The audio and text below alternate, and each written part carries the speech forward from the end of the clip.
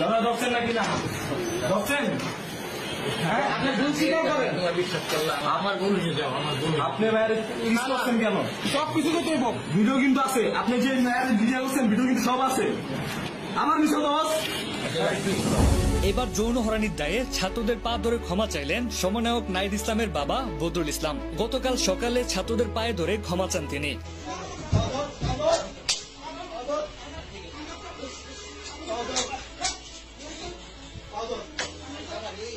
এর আগে গত 10ই আগস্ট ওই ছাত্রীকে লিফটে জড়িয়ে ধরে কিচ করেন নাহিদ ইসলামের বাবা বদরুল ইসলাম। পরবর্তী বিষয়টা বন্ধু বান্ধবকে জানানো হলে প্রধান শিক্ষকের উপর ক্ষিপ্ত হয়ে যান ছাত্রছাত্রীরা।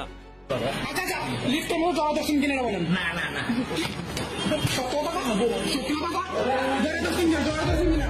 এদিকে বৈষম্য বিরোধী ছাত্র আন্দোলনে অন্যতম নেতা ছিলেন বদরুল ইসলামের পুত্র নাহিদ ইসলাম। বর্তমানে উপদেষ্টা হিসাবে ডাক ও প্রযুক্তি মন্ত্রণালয়ে রয়েছেন। তার বাবার এরকম অশ্লীল আচরণে ক্ষুদ্র ছাত্র জনতা এজন্য নাহিদ ইসলামকে সকলের সামনে ক্ষমা চাওয়ার আহ্বান জানান।